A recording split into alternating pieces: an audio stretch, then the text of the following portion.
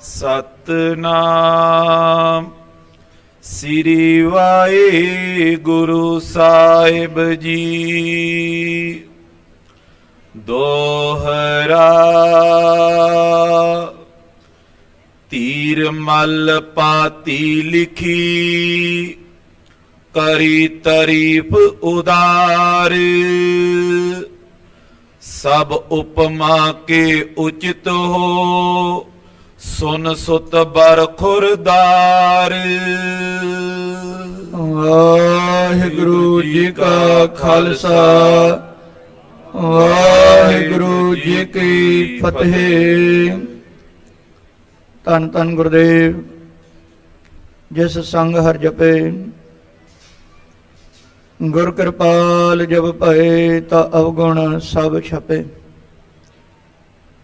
ਪਰਮ ਸਨਮਾਨ ਔਰ ਸਤਿਕਾਰਯੋਗ ਸਤਿਗੁਰਾਂ ਦੀ ਸਾਜੀ ਨਵਾਜੀ ਹੋਈ ਗੁਰੂ ਰੂਪ ਗੁਰੂ ਖਾਲਸਾ ਸਾਧ ਸੰਗਤ ਜੀਓ, ਧੰਨਤਾ ਦੇ ਪਾਤਰ ਹੋ, ਬੜੇ ਅਹੋ ਭਾਗ ਹਨ। ਤਿਲਕ ਔਰ ਜੰਜੂ ਦੇ ਰੱਖਿਅਕ ਨੌਵੇਂ ਗੁਰਦੇਵ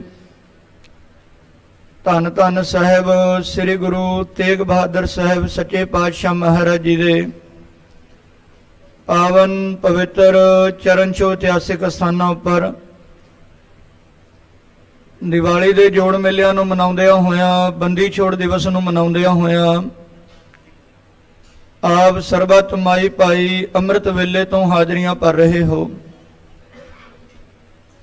ਛੇਵੇਂ ਪਾਤਸ਼ਾਹ ਮੀਰੀਆਂ ਪੀਰੀਆਂ ਦੇ ਮਾਲਕ, ਬਾਜਾਂ ਵਾਲੇ, ਤਖਤਾਂ ਵਾਲੇ, ਤਾਜਾਂ ਵਾਲੇ ਸਤਿਗੁਰੂ ਅੱਜ ਦੇ ਦਿਨ ਉਹਨਾਂ 52 ਰਾਜਿਆਂ ਨੂੰ ਰਿਹਾ ਕਰਵਾ ਕੇ ਅੰਮ੍ਰਿਤਸਰ ਦੀ ਧਰਤੀ ਦੇ ਉੱਤੇ ਪਹੁੰਚੇ ਸਨ। ਪਾਪੀ ਦੀਵਾਨ ਚੰਦੂ, ਖਵਾਜਾ ਮੁਰਤਜ਼ਾ ਖਾਨ, ਸ਼ੇਖ ਅਹਿਮਦ ਸਰਹੰਦੀ, ਬਾਦਸ਼ਾਹ ਜਹਾਂਗੀਰ ਵਰਗੇ ਇਹ ਜਿੰਨੇ ਨੇ ਆਪਣੇ ਮਨ ਦੇ ਵਿੱਚ ਇਹੀ ਸੋਚਦੇ ਕਿ ਗੁਰੂ ਘਰ ਦਾ ਕਿੱਦਾਂ ਨੁਕਸਾਨ ਕੀਤਾ ਜਾਵੇ। ਦੀਵਾਨ ਚੰਦੂ ਜਿਸ ਨੇ ਪੰਚਮ ਪਾਤਸ਼ਾਹ ਮਹਾਰਾਜ ਜੀ ਨੂੰ ਸ਼ਹੀਦ ਕਰਵਾਇਆ ਹੈ, ਲਾਹੌਰ ਦੇ ਵਿੱਚ ਆਪਣੀ ਲਾਲ ਹਵੇਲੀ ਦੇ ਵਿੱਚ ਅੱਤ ਦੇ ਤਸੀਹੇ ਦੇ ਕੇ ਸ਼ਹੀਦ ਕਰਵਾਇਆ। ਇਸ ਗੱਲ ਦਾ ਪਤਾ ਛੇਵੇਂ ਪਾਤਸ਼ਾਹ ਮਹਾਰਾਜ ਜੀ ਨੂੰ ਜਦੋਂ ਪਤਾ ਲੱਗਿਆ, 10-11 ਸਾਲ ਦੀ ਉਮਰ ਹੈ ਗੁਰੂ ਮਹਾਰਾਜ ਜੀ ਦੀ, ਤੇ ਕਈ ਪ੍ਰਤਿਗਿਆਵਾਂ ਲੈਂਦੇ ਨੇ। ਸਾਨੂੰ ਗਊ ਹੱਤਿਆ ਦਾ ਪਾਪ ਲੱਗੇ ਜੇ ਅਸੀਂ ਦੀਵਾਨ ਚੰਦੂ ਤੋਂ ਆਪਣੇ ਗੁਰੂ ਪਿਤਾ ਦੀ ਸ਼ਹਾਦਤ ਦਾ ਬਦਲਾ ਨਾ ਲਈਏ। ਸਾਨੂੰ ਚੋਰੀ ਦਾ ਪਾਪ ਲੱਗੇ ਜੇ ਪਾਪੀ ਚੰਦੂ ਤੋਂ ਅਸੀਂ ਬਦਲਾ ਨਾ ਲਈਏ। ਇੱਦਾਂ ਕਈ ਪ੍ਰਤਿਗਿਆਵਾਂ ਗੁਰੂ ਮਹਾਰਾਜ ਜੀ ਨੇ ਲਈਆਂ ਨੇ। ਦਿੱਲੀ ਦੇ ਵਿੱਚ ਦੀਵਾਨ ਚੰਦੂ ਤੱਕ ਖਬਰਾਂ ਪਹੁੰਚੀਆਂ, ਉਹ ਡਰ ਗਿਆ, ਤਰਕੀਬਾਂ ਬਣਾਉਂਦਾ ਹੈ, ਵਿਉਂਤਾਂ ਲਾਉਂਦਾ ਕਿ ਕਿਵੇਂ ਨਾ ਕਿਵੇਂ ਗੁਰੂ ਪਾਤਸ਼ਾਹ ਮਹਾਰਾਜ ਜੀ ਨੂੰ ਕੈਦ ਕੀਤਾ ਜਾਵੇ। ਤੇ ਉਸ ਚੰਦੂ ਨੇ ਦਿੱਲੀ ਦੇ ਵਿੱਚ ਇੱਕ ਨਜੂਮੀ ਨੂੰ ਖਰੀਦਿਆ। ਕਹਿੰਦਾ ਤੈਨੂੰ 1000 ਰੁਪਏ ਦੇਵਾਂਗਾ, 500 ਰੁਪਇਆ ਪਹਿਲਾਂ ਤੇ 500 ਰੁਪਇਆ ਕੰਮ ਹੋਣ ਤੋਂ ਬਾਅਦ ਤੂੰ ਜਾ ਕੇ ਬਾਦਸ਼ਾਹ ਜਹਾਂਗੀਰ ਨੂੰ ਦੱਸਣਾ ਹੈ ਕਿ ਬਾਦਸ਼ਾਹ ਤੇਰੇ ਉੱਤੇ ਸਾੜ ਸਤੀ ਚੜੀ ਹੋਈ ਹੈ। ਬਾਦਸ਼ਾਹ ਕੰਨਾਂ ਦਾ ਕੱਚਾ ਹੈ ਤੇ ਤੇਰੀ ਗੱਲ ਦੇ ਵਿੱਚ ਆ ਜਾਵੇਗਾ, ਤੇਰਾ ਕਿਹਾ ਮੰਨਦਾ। ਨਜੂਮੀ ਕਹਿੰਦਾ ਗੱਲ ਹੀ ਕੋਈ ਨਹੀਂ।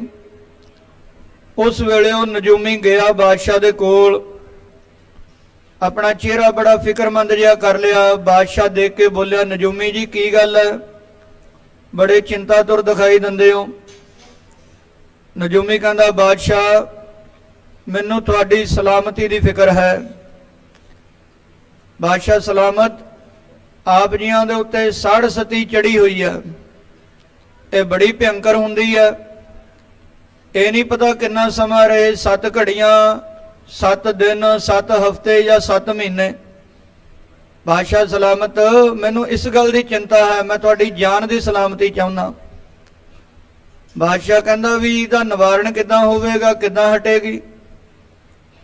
ਜੇ ਕੋਈ ਤੁਹਾਡੇ ਵਾਸਤੇ 40 ਦਿਨ ਤਪ ਕਰੇ, ਕੋਈ ਮਹਾਪ੍ਰਤਾਪੀ ਮਹਾਪੁਰਖ ਹੋਵੇ, ਸੋਢੀਆਂ ਦੀ ਕੁੱਲ ਹੋਵੇ, ਉਹ ਤੁਹਾਡੇ ਵਾਸਤੇ ਜੇਕਰ ਤਪ ਕਰੇ ਤਾਂ ਇਹ ਸਾੜ ਸਤੀ ਹਟ ਸਕਦੀ ਹੈ। ਐਸਾ ਕੌਣ ਲੱਭੇਗਾ? ਲਾਗੇ ਦੀਵਾਨ ਚੰਦੂ ਖੜਿਆ ਸੀ, ਕਹਿੰਦਾ ਬਾਦਸ਼ਾਹ ਸਲਾਮਤ, ਸੋਢੀਆਂ ਦੇ ਕੁਲ ਦੇ ਸਰਮੋਰ ਨੇ, ਧੰਨ ਗੁਰੂ ਹਰਗੋਬਿੰਦ ਸਾਹਿਬ ਜੀ ਮਹਾਰਾਜ ਮਹਾਪ੍ਰਤਾਪੀ ਨੇ, ਤੁਸੀਂ ਉਹਨਾਂ ਨੂੰ ਬੁਲਾਓ, ਤੁਹਾਡੇ ਵਾਸਤੇ ਤਪ ਕਰਨਗੇ ਇਕਾਂਤ ਦੇ ਵਿੱਚ। ਬਾਦਸ਼ਾਹ ਜਹਾਂਗੀਰ ਨੇ ਸੁਨੇਹਾ ਭੇਜਿਆ, ਗੁਰੂ ਮਹਾਰਾਜ ਜਹਾਂਗੀਰ ਦੀ ਬੇਨਤੀ ਦੇ ਉੱਤੇ ਦਿੱਲੀ ਆਏ। ਬਾਦਸ਼ਾਹ ਬੇਨਤੀ ਕਰਦਾ, ਮਹਾਰਾਜ ਮੇਰੇ ਤੇ ਸਾੜ ਸਤੀ ਚੜੀ ਹੈ, ਮੇਰੇ ਵਾਸਤੇ ਤਪੱਸਿਆ ਕਰੋ, 40 ਦਿਨ ਅੱਲਾ ਦਾ ਨਾਮ ਜਪੋ, ਤਸਬੀਹ ਫੇਰੋ। ਮਹਾਰਾਜ ਕਹਿੰਦੇ ਜਹਾਂਗੀਰ ਤੇਰੇ ਤੇ ਸਾੜ ਸਤੀ ਨਹੀਂ ਚੜੀ, ਜਿਸ ਤੇ ਚੜੀ ਆ ਉਹਨੂੰ ਪਤਾ ਹੈ, ਤੇ ਉਹ ਜਿੰਨਾ ਮਰਜੀ ਯਤਨ ਕਰ ਲਵੇ ਉਹਦੇ ਉੱਤੋਂ ਸਾੜ ਸਤੀ ਹਟਣੀ ਨਹੀਂ ਹੋਣਾ। ਉਹ ਕਿਸ ਤੇ ਚੜੀ ਹੈ? ਦੀਵਾਨ ਚੰਦੂ ਤੇ। ਫੇਰ ਵੀ ਜੇ ਤੂੰ ਆਖਦਾ ਤੇਰੇ ਵਾਸਤੇ ਅਸੀਂ ਆਪ ਤਪ ਕਰਾਂਗੇ। ਜਗ੍ਹਾ ਮੁਕਰਰ ਕੀਤੀ ਗਈ ਕਿ ਗਵਾਲੀਅਰ ਦਾ ਕਿਲਾ ਬੜੀ ਇਕਾਂਤ ਜਗ੍ਹਾ, ਨਾ ਉੱਥੇ ਕੋਈ ਸੰਗਤ ਆਵੇ, ਨਾ ਕੋਈ ਹੋਰ ਮਿਲਣ ਗਿਲਣ ਆਵੇ, ਤੇ ਇਕਾਂਤ ਦੇ ਵਿੱਚ ਤੁਸੀਂ ਉੱਥੇ ਭਜਨ ਕਰੋ। ਗੁਰੂ ਪਾਤਸ਼ਾਹ ਮਹਾਰਾਜ ਸਾਰੀ ਗੱਲ ਨੂੰ ਜਾਣਦਿਆਂ ਹੋਇਆਂ ਵੀ ਆਪਣੇ 5 ਸਿੱਖਾਂ ਨੂੰ ਨਾਲ ਲਿਆ, ਭਾਈ ਜੇਠਾ ਜੀ, ਭਾਈ ਪੁਰਾਣਾ ਜੀ, ਭਾਈ ਲੰਗਾ ਜੀ, ਭਾਈ ਪੈੜਾ ਜੀ ਤੇ ਬਹਾਦਰ ਬਾਬਾ ਬਿਧੀ ਚੰਦ ਸਾਹਿਬ ਜੀ, ਉਹਨਾਂ ਨੂੰ ਨਾਲ ਲੈ ਕੇ ਗੁਰੂ ਮਹਾਰਾਜ ਗਵਾਲੀਅਰ ਦੇ ਕਿਲੇ ਦੇ ਵਿੱਚ ਆਏ। ਹੁਣ ਇਹ ਕਿਲਾ ਕੀ ਹੈ? ਗਵਾਲੀਅਰ ਦਾ ਕਿਲਾ ਬੜਾ ਭਿਅੰਕਰ ਉਹ ਕਿਲਾ ਹੈ ਜਿਸ ਦੇ ਵਿੱਚ ਰਾਜਸੀ ਕੈਦੀਆਂ ਨੂੰ ਰੱਖਿਆ ਜਾਂਦਾ ਸੀ। ਇੱਕ ਵਾਰੀ ਜਿਹੜਾ ਕੈਦੀ ਇਸ ਕਿਲੇ ਦੇ ਵਿੱਚ ਆ ਜਾਵੇ ਉਹ ਮੁੜ ਕੇ ਬਾਹਰ ਨਹੀਂ ਸੀ ਨਿਕਲ ਸਕਦਾ, ਤਾਂ ਉਮਰ ਉਸ ਨੂੰ ਅੰਦਰ ਹੀ ਰਹਿਣਾ ਪੈਂਦਾ ਸੀ। ਉਮਰ ਕੈਦ ਤਾਂ 14-15 ਸਾਲਾਂ ਬਾਅਦ ਹਟ ਜਾਂਦੀ ਹੈ, ਖਤਮ ਹੋ ਜਾਂਦੀ ਹੈ, ਪਰ ਤਾਂ ਉਮਰ ਜਦੋਂ ਤੱਕ ਬੰਦਾ ਮਰਦਾ ਨਹੀਂ ਉਦੋਂ ਤੱਕ ਕਿਲੇ ਦੇ ਵਿੱਚ ਹੀ ਰਹਿਣਾ ਪੈਂਦਾ। ਤੇ ਗੁਰੂ ਪਾਤਸ਼ਾਹ ਮਹਾਰਾਜ ਨੂੰ ਉਸ ਕਿਲੇ ਦੇ ਵਿੱਚ ਭੇਜਿਆ ਜਿੱਥੇ 52 ਰਾਜੇ ਕੈਦ ਨੇ, ਸੰਗਲਾਂ ਦੇ ਨਾਲ ਬੰਨੇ ਹੋਏ ਨੇ। ਅੱਜ ਵੀ ਜਿਹੜੀਆਂ ਸੰਗਤਾਂ ਗਵਾਲੀਅਰ ਦੇ ਕਿਲੇ ਦੇ ਵਿੱਚ ਜਾਂਦੀਆਂ, ਉੱਥੇ ਖੰਭੇ ਨੇ, ਕੱਲੇ ਕੱਲੇ ਖੰਭੇ ਦੇ ਨਾਲ ਇੱਕ ਇੱਕ ਰਾਜੇ ਨੂੰ ਸੰਗਲਾਂ ਦੇ ਨਾਲ, ਬੇੜੀਆਂ ਦੇ ਨਾਲ ਬੰਨਿਆ ਹੋਇਆ। ਸਿਰ ਦੇ ਕੇਸਾਂ ਦੀਆਂ ਜਟਾਵਾਂ ਬਣੀਆਂ ਹੋਈਆਂ ਨੇ, ਵਿੱਚ ਜੂਆਂ ਚੱਲਦੀਆਂ। ਜਿਹੜੇ ਕੱਪੜੇ ਨੇ ਟਾਟ ਦੀਆਂ ਬੋਰੀਆਂ ਦੇ ਨੇ, ਮੈਲੇ ਕੁਚੈਲੇ ਫਟੇ ਹੋਏ ਬਸਤਰ ਨੇ, ਕਈ ਮਹੀਨਿਆਂ ਤੋਂ ਧੋਏ ਤੱਕ ਨਹੀਂ। ਖਾਣੇ ਦੇ ਵਿੱਚ ਰੇਤ ਮਿਲਾ ਕੇ ਦਿੱਤੀ ਜਾਂਦੀ ਹੈ ਜਾਂ ਬਹੁਤਾ ਲੂਣ ਪਾ ਕੇ ਦੇ ਦਿੱਤਾ ਜਾਂਦਾ। ਪਾਣੀ ਦੇ ਵਿੱਚ ਵੀ ਥੋੜੀ ਥੋੜੀ ਜ਼ਹਿਰ ਮਿਲਾ ਕੇ ਦਿੱਤੀ ਜਾਂਦੀ ਉਹਨਾਂ ਰਾਜਿਆਂ ਨੂੰ, ਸਲੋ ਪੋਇਜ਼ਨ। ਇਦਾਂ ਨਰਕ ਤੋਂ ਵੀ ਬੱਤਰ ਜ਼ਿੰਦਗੀ ਉਹ 52 ਰਾਜੇ ਉੱਥੇ ਜਿਉ ਰਹੇ ਨੇ। ਗੁਰੂ ਪਾਤਸ਼ਾਹ ਮਹਾਰਾਜ ਕਿਲੇ ਦੇ ਵਿੱਚ ਆਏ, ਪ੍ਰਵੇਸ਼ ਕੀਤਾ। ਕਿਲੇ ਦਾ ਦਰੋਗਾ ਹਰਦਾਸ, ਜਿਹਦੀ ਜ਼ਿੰਮੇਵਾਰੀ ਸੀ ਕਿ ਤੂੰ ਰਾਜਸੀ ਕੈਦੀਆਂ ਦਾ ਧਿਆਨ ਰੱਖਣਾ, ਕਿਤੇ ਨਿਕਲ ਨਾ ਜਾਣ, ਮਨ ਹੀ ਮਨ ਅਰਦਾਸਾਂ ਕਰਦਾ ਸੀ, ਮਹਾਰਾਜ ਮੈਂ ਆਪਣੀ ਨੌਕਰੀ ਛੱਡ ਕੇ ਆ ਨਹੀਂ ਸਕਦਾ, ਤੁਸੀਂ ਕਿਰਪਾ ਕਰੋ ਮੈਨੂੰ ਦਰਸ਼ਨ ਦਿਓ। ਗੁਰੂ ਪਾਤਸ਼ਾਹ ਮਹਾਰਾਜ ਨੇ ਆਣ ਕੇ ਦਰੋਗੇ ਹਰਦਾਸ ਨੂੰ ਦਰਸ਼ਨ ਦਿੱਤੇ, ਗਦਗਦ ਹੋਇਆ। ਸਤਿਗੁਰਾਂ ਨੇ ਕਿਲੇ ਦੇ ਅੰਦਰ ਆਸਣ ਲਾਏ ਨੇ। ਬਾਦਸ਼ਾਹ ਦਿਹਾੜੀ ਦਾ 100 ਰੁਪਈਆ ਗੁਰੂ ਮਹਾਰਾਜ ਨੂੰ ਭੇਜਦਾ, ਮੁਕਰਰ ਕੀਤੇ ਹੋਏ ਸੀ ਕਿ ਗੁਰੂ ਜੀ ਨੂੰ ਰੋਜ਼ਾਨਾ 100 ਰੁਪਈਆ ਦਿੱਤਾ ਜਾਵੇਗਾ ਭੋਜਨ ਪ੍ਰਸ਼ਾਦੇ ਵਾਸਤੇ।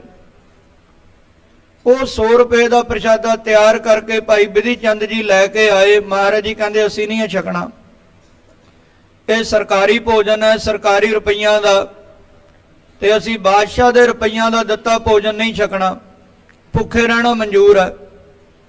ਉਸ ਵੇਲੇ ਭਾਈ ਬਿਧੀ ਚੰਦ ਤੇ ਭਾਈ ਜੇਠਾ ਜੀ ਆਪ ਕਿਲੇ ਚੋਂ ਬਾਹਰ ਜਾਂਦੇ, ਲੋਹਾਰ ਦੇ ਕੋਲ ਮਜ਼ਦੂਰੀ ਕਰਦੇ, ਜੋ ਕੁਝ ਉਹਨਾਂ ਨੂੰ ਸ਼ਾਮ ਨੂੰ ਦਿਹਾੜੀ ਮਿਲਦੀ ਉਹਦੇ ਪ੍ਰਸ਼ਾਦੇ ਪਕਾ ਕੇ ਗੁਰੂ ਮਹਾਰਾਜ ਜੀ ਨੂੰ ਛਕਾਉਂਦੇ।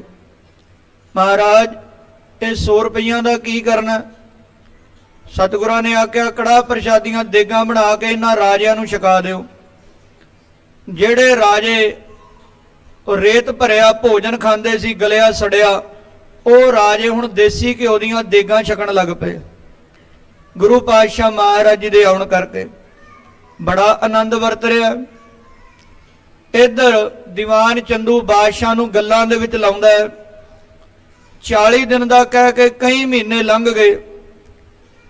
ਦੀਵਾਨ ਚੰਦੂ ਹੋਰ ਹੀ ਗੱਲਾਂ ਦੇ ਵਿੱਚ ਲਾ ਕੇ ਰੱਖਦਾ ਕਿ ਮਹਾਰਾਜ ਵੱਲ ਧਿਆਨ ਹੀ ਨਾ ਜਾਵੇ। 40 ਦਿਨਾਂ ਤੋਂ ਉੱਪਰ ਦਾ ਸਮਾਂ ਹੋ ਚੁੱਕਾ ਹੈ।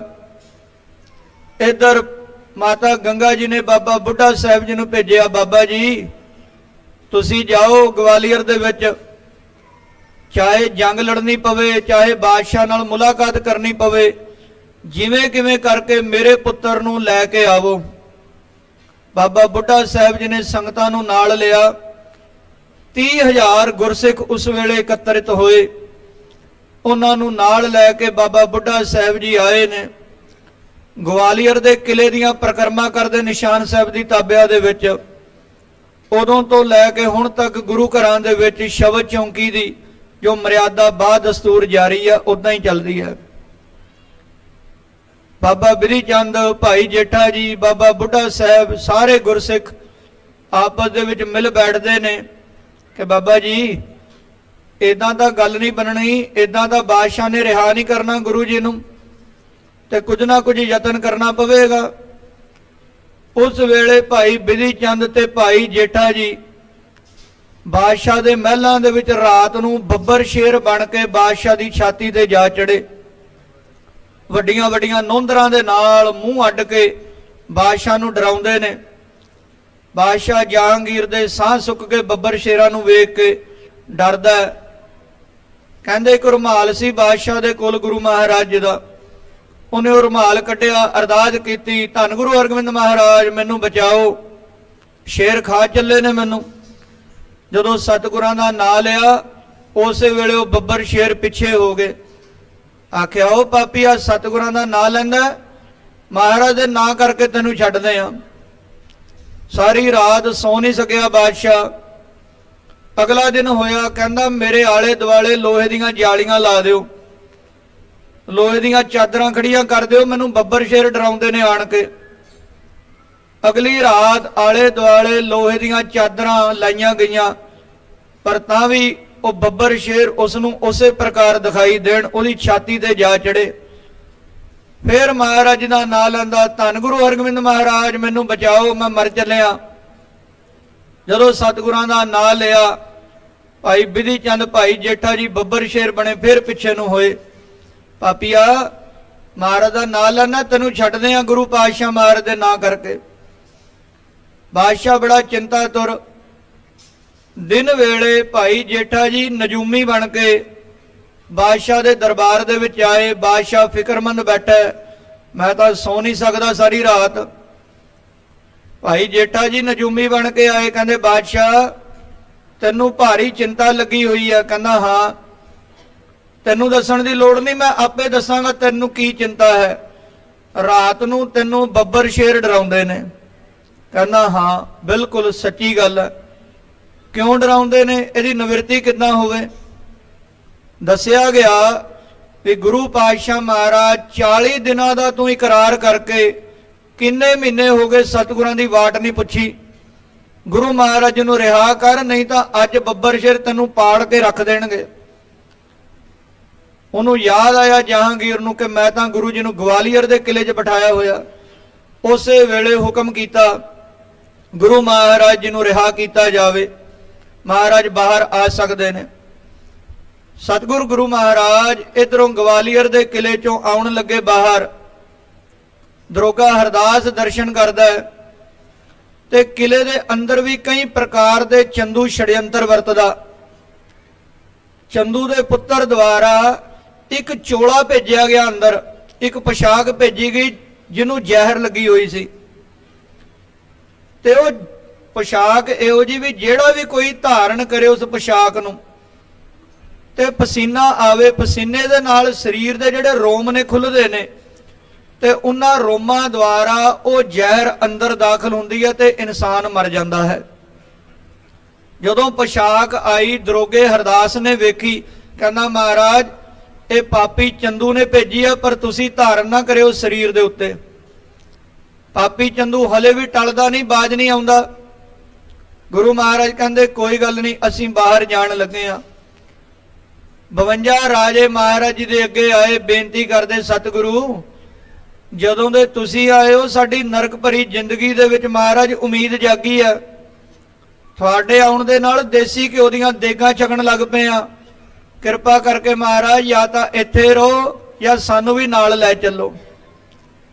ਸਤਿਗੁਰਾਂ ਨੇ ਸੁਨੇਹਾ ਭੇਜਿਆ, ਬਾਦਸ਼ਾਹ ਜਹਾਂਗੀਰ ਅਸੀਂ ਇਕੱਲੇ ਨਹੀਂ ਆਵਾਂਗੇ, 52 ਰਾਜੇ ਵੀ ਸਾਡੇ ਨਾਲ ਆਉਣਗੇ। ਜਹਾਂਗੀਰ ਕਹਿੰਦਾ ਮਹਾਰਾਜ ਇਦਾਂ ਨਹੀਂ ਹੋ ਸਕਦਾ, ਮੈਂ ਜੰਗਾਂ ਲੜ ਕੇ ਮੁਹਿੰਮਾਂ ਭੇਜ ਕੇ ਆਪਣੇ ਸੈਨਿਕ ਮਰਵਾ ਕੇ ਕਿੰਨੀ ਮਸ਼ੱਕਤ ਮਿਹਨਤ ਦੇ ਨਾਲ ਕੱਲੇ ਰਾਜੇ ਨੂੰ ਫੜਿਆ, ਇਹਨਾਂ ਨੇ ਬਗਾਵਤਾਂ ਕੀਤੀਆਂ, ਮੇਰਾ ਕਿੰਨਾ ਪੈਸਾ ਲੱਗਿਆ ਤੇ ਇੰਨੀ ਮੁਸ਼ਕਿਲ ਦੇ ਨਾਲ ਮੈਂ ਇੱਕ ਰਾਜਾ ਫੜਿਆ, ਤੁਸੀਂ ਕਹਿੰਦੇ ਸਾਰਿਆਂ ਨੂੰ ਰਿਹਾ ਕਰ ਦਿਓ। ਮਹਾਰਾਜ ਇਦਾਂ ਨਹੀਂ ਹੋ ਸਕਦਾ। ਫਿਰ ਗੁਰੂ ਮਹਾਰਾਜ ਕਹਿੰਦੇ ਅਸੀਂ ਵੀ ਬਾਹਰ ਨਹੀਂ ਆਵਾਂਗੇ, ਕਿਉਂਕਿ ਇਹ ਸਾਡਾ ਬਿਰਧ ਹੈ, ਸਾਡਾ ਸੁਭਾਅ ਹੈ। ਇਹ ਰਾਜੇ ਸਾਡੀ ਸ਼ਰਨ ਦੇ ਵਿੱਚ ਆਏ ਨੇ, ਜੋ ਸ਼ਰਨ ਆਵੇ ਤਿਸ ਕੰਠ ਲਾਵੇ, ਇਹੋ ਬਿਰਧ ਸੁਆਮੀ ਸੰਦਾ। ਜਿਹੜਾ ਸਾਡੀ ਸ਼ਰਨ ਦੇ ਵਿੱਚ ਆ ਜਾਵੇ ਅਸੀਂ ਉਹਦੀ ਪੈਜ ਰੱਖਦੇ ਹਾਂ।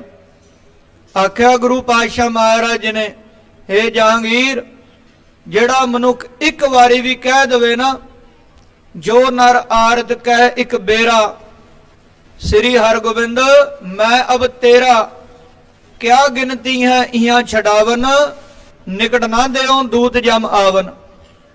ਕੋਈ ਇੱਕ ਵਾਰੀ ਹੱਥ ਜੋੜ ਕੇ ਕਹਿ ਦਵੇ ਗੁਰੂ ਹਰਗੋਬਿੰਦ ਮਹਾਰਾਜ ਮੈਂ ਤੁਹਾਡਾ, ਕਹਿੰਦੇ ਇੱਥੋਂ ਦੇ ਦੁੱਖਾਂ ਦੀ ਤਾਂ ਕੀ ਗਿਣਤੀ ਹੈ, ਮੈਂ ਉਸ ਸਿੱਖ ਦੇ ਨੇੜੇ ਜਮਦੂਤਾਂ ਨੂੰ ਵੀ ਨਾ ਆਣ ਦਵਾਂ। ਸਤਿ ਸ੍ਰੀ ਅਕਾਲ। ਇਸ ਕਰਕੇ ਬਾਦਸ਼ਾਹ ਜਹਾਂਗੀਰ ਇਹ ਮੇਰੀ ਸ਼ਰਨ ਦੇ ਵਿੱਚ ਆਏ ਨੇ ਤੇ ਇਹਨਾਂ ਨੂੰ ਰਿਹਾ ਕਰਨਾ ਹੀ ਪਵੇਗਾ। ਜਹਾਂਗੀਰ ਨੇ ਉਸ ਵੇਲੇ ਪੈਂਤੜਾ ਖੇਡਿਆ, ਕਹਿੰਦਾ ਠੀਕ ਹੈ ਮਹਾਰਾਜ ਮੈਂ ਆਗਿਆ ਦਿੰਨਾ, ਜਿੰਨੇ ਵੀ ਰਾਜੇ ਤੁਹਾਡਾ ਚੋਲਾ ਫੜ ਕੇ ਬਾਹਰ ਆ ਜਾਣ, ਤੁਹਾਡਾ ਪੱਲਾ ਫੜ ਕੇ, ਉਹ ਬਾਹਰ ਆ ਸਕਦੇ ਨੇ। ਹੁਣ ਇਹ ਗੱਲ ਕਿਉਂ ਕਹੀ? ਪਤਾ ਸੀ ਬਾਦਸ਼ਾਹ ਜਹਾਂਗੀਰ ਨੂੰ ਕਿ ਜਿਹੜੇ ਰਾਜਪੂਤ ਰਾਜੇ ਨੇ ਉਹਨਾਂ 'ਚ ਇੰਨੀ ਅਣਖ ਹੁੰਦੀ ਹੈ, ਉਹ ਕਿਸੇ ਦਾ ਪੱਲਾ ਨਹੀਂ ਫੜਦੇ, ਉਹ ਕਿਸੇ ਦਾ ਪੱਲੂ ਨਹੀਂ ਫੜਨਗੇ, ਨਾ ਉਹਨਾਂ ਨੇ ਪੱਲਾ ਫੜਨਾ ਤੇ ਨਾ ਉਹ ਬਾਹਰ ਆਉਣਗੇ। ਰਾਜਿਆਂ ਨੂੰ ਜਾ ਕੇ ਗੱਲ ਦੱਸੀ ਹੈ ਕਿ ਜਹਾਂਗੀਰ ਨੇ ਸ਼ਰਤ ਰੱਖੀ। ਉਹ ਕਹਿਣ ਲੱਗੇ ਮਹਾਰਾਜ ਤੁਸੀਂ ਸਾਡੇ ਗੁਰੂ ਭਗਵਾਨ ਹੋ ਤੇ ਭਗਵਾਨ ਦਾ ਦਾਮਨ ਫੜਨ ਦੇ ਵਿੱਚ ਕਾਹਦੀ ਸ਼ਰਮ, ਮਹਾਰਾਜ ਅਸੀਂ ਖੁਸ਼ੀ ਤੁਹਾਡਾ ਪੱਲਾ ਫੜਾਂਗੇ। ਸਤਿਗੁਰਾਂ ਨੇ ਨਿਰਾਲੀ ਪੋਸ਼ਾਕ 52 ਕਲੀਆਂ ਵਾਲਾ ਚੋਲਾ ਉਹ ਤਿਆਰ ਕਰਵਾਇਆ ਤੇ ਪਹਿਨਿਆ ਹੈ। ਹੁਣ ਵੀ ਖੰਨੇ ਦੇ ਲਾਗੇ ਪਾਇਲ ਨਗਰ ਪੈਂਦਾ ਤੇ ਉਹ ਪਾਇਲ ਦੇ ਲਾਗੇ ਪਿੰਡ ਹੈ ਘੁੜਾਣੀ, ਜਿੱਥੇ ਗੁਰੂ ਮਹਾਰਾਜ ਜੀ ਦਾ ਇਹ ਪਾਵਨ 52 ਕਲੀਆਂ ਵਾਲਾ ਚੋਲਾ ਸੁਭਾਇਮਾਨ, ਸੰਗਤਾਂ ਜਾ ਕੇ ਦਰਸ਼ਨ ਕਰਦੀਆਂ। ਚੋਲਾ ਪਹਿਨਿਆ ਮਹਾਰਾਜ ਜੀ ਨੇ, ਕੱਲੇ ਰਾਜੇ ਨੇ ਇੱਕ ਕਲੀ ਫੜੀ ਹੈ। ਮਹਾਰਾਜ ਜੀ ਦੇ ਆਲੇ ਦੁਆਲੇ ਜਮਾਵੜਾ ਜਿਹਾ ਲੱਗ ਗਿਆ ਉਹਨਾਂ 52 ਰਾਜਿਆਂ ਦਾ। ਹੌਲੀ ਗੁਰੂ ਮਹਾਰਾਜ ਬਾਹਰ ਨਿਕਲਦੇ ਨੇ। ਵਜ਼ੀਰ ਖਾਨ ਉਹ ਦਰਸ਼ਨ ਕਰਦਾ ਹੈ ਤੇ ਉਹ ਵਜ਼ੀਰ ਖਾਨ ਹੈ ਜਿਹਦੇ ਢਿੱਡ 'ਚ ਸੂਲ ਉੱਠਦਾ ਸੀ ਤੇ ਸੁਖਮਨੀ ਸਾਹਿਬ ਦੀ ਬਾਣੀ ਨਾਲ ਇਹਦਾ ਢਿੱਡ ਠੀਕ ਹੋਇਆ ਸੀ। ਦਿਹਾੜੀ ਦੇ 2 ਪਾਠ ਸੁਖਮਨੀ ਸਾਹਿਬ ਦੇ ਕਰਦਾ ਸੀ ਵਜ਼ੀਰ ਖਾਨ। ਕਿਲੇ ਦਾ ਦਰਵਾਜ਼ਾ ਖੁੱਲਿਆ, ਗੁਰੂ ਪਾਤਸ਼ਾਹ ਮਹਾਰਾਜ ਬਾਹਰ ਆਏ ਨੇ। ਦਰੋਗਾ ਹਰਦਾਸ ਦਰਸ਼ਨ ਕਰਦਾ ਤੇ ਉਹਦੇ ਮੁਖ ਦੇ ਵਿੱਚੋਂ ਨਿਕਲਿਆ ਸਤਿਗੁਰ ਦਾਤਾ ਬੰਦੀ ਛੋੜ। ਦਰੋਗੇ ਹਰਦਾਸ ਨੇ ਆਖਿਆ ਮਹਾਰਾਜ ਆਪ ਜੀ ਬੰਦੀ ਛੋੜ ਹੋ। ਗੁਰੂ ਮਹਾਰਾਜ ਉਹਨਾਂ ਰਾਜਿਆਂ ਦੀਆਂ ਬੇੜੀਆਂ ਵੱਲ ਦੇਖਦੇ ਲੋਹਾਰ ਨੂੰ ਬੁਲਾਇਆ, ਇਹਨਾਂ ਦੀਆਂ ਬੇੜੀਆਂ ਕੱਟੋ, ਤੇ ਉਹਨਾਂ ਸਾਰਿਆਂ ਦੀਆਂ ਰਾਜਿਆਂ ਦੀਆਂ ਬੇੜੀਆਂ ਕੱਟੀਆਂ ਗਈਆਂ। ਇਹ ਕਥਾ ਕਵਿਰਾਜ ਕਵੀ ਸੰਤੋਖ ਸਿੰਘ ਜੀ ਚੂੜਾਮਣੀ ਸਾਹਿਬ ਜਦੋਂ ਲਿਖਦੇ ਨੇ ਤੇ ਬੇੜੀ ਦੇ ਬਾਬਤ ਇੱਕ ਦੋਹਰਾ ਬਣਾਉਂਦੇ ਨੇ। ਬੇੜੀ ਸ਼ਬਦ ਵਰਤਦੇ ਨੇ 4 ਵਾਰੀ। ਸਤਿਗੁਰ ਮਮ ਬੇਰੀ ਕਟੋ ਨਿਜ ਬੇਰੀ ਪਰ ਚਾੜ, ਇਹ ਬੇਰੀ ਹੋਏ ਭਵ ਸਫਲ ਬਿਨ ਬੇਰੀ ਕਰ ਪਾਰ। ਮਹਾਰਾਜ ਸਾਡੀਆਂ ਬੇੜੀਆਂ ਕੱਟ ਦਿਓ। ਨਿਜ ਬੇਰੀ ਪਰ ਚਾੜ, ਮਹਾਰਾਜ ਆਪਣੀ ਕਿਸ਼ਤੀ ਤੇ ਆਪਣੇ ਜਹਾਜ਼ ਦੇ ਉੱਤੇ ਚੜਾ ਲਿਓ। ਵਾਹਿਗੁਰੂ ਨਾਮ ਜਹਾਜ਼ ਹੈ, ਚੜੇ ਸੋ ਉਤਰੇ ਪਾਰ, ਆਪਣੀ ਕਿਸ਼ਤੀ ਤੇ ਚੜਾ ਲਿਓ ਮਹਾਰਾਜ। ਇਹ ਬੇਰੀ ਹੋਏ ਭਵ ਸਫਲ, ਆ ਜਿਹੜੀ ਆ ਮਨੁੱਖਾ ਜਨਮ ਦੀ ਵਾਰੀ ਮਿਲੀ ਆ ਮਹਾਰਾਜ, ਇਹ ਸਫਲ ਹੋ ਜਾਵੇ। ਬਿਨ ਬੇਰੀ ਕਰ ਪਾਰ, ਬਿਨਾਂ ਦੇਰੀ ਤੋਂ ਮਹਾਰਾਜ ਸਾਨੂੰ ਪਾਰ ਲੰਘਾ ਦਿਓ। ਉਸ ਵੇਲੇ ਗੁਰੂ ਮਹਾਰਾਜ ਉਹਨਾਂ ਰਾਜਿਆਂ ਨੂੰ ਨਾਲ ਲੈ ਕੇ ਬਾਹਰ ਆਏ ਨੇ। ਖੁਸ਼ੀਆਂ ਮਨਾਈਆਂ ਗਈਆਂ। ਸਤਿਗੁਰੂ ਮਹਾਰਾਜ ਦਿੱਲੀ ਆਏ, ਬਾਬਾ ਬੁੱਢਾ ਸਾਹਿਬ ਜੀ ਭਾਈ ਬਿਧੀ ਚੰਦ ਸਾਹਿਬ ਜੀ ਨੂੰ ਮਿਲੇ ਨੇ ਤੇ ਮਹਾਰਾਜ ਜੀ ਥੋੜੇ ਜਿਹੇ ਖਫਾ ਹੋਏ, ਨਾਰਾਜ਼ ਹੋਏ। ਆਖਿਆ, ਭਾਈ ਬਿਧੀ ਚੰਦ, ਭਾਈ ਜੇਠਾ ਜੀ, ਤੁਹਾਨੂੰ ਕਿਹਨੇ ਕਿਹਾ ਸੀ ਕਰਾਮਾਤਾਂ ਦਿਖਾਉਣ ਨੂੰ? ਬੱਬਰ ਸ਼ੇਰ ਕਿਉਂ ਬਣੇ ਤੁਸੀਂ? ਕਿਉਂ ਕਰਾਮਾਤ ਦਿਖਾਈ?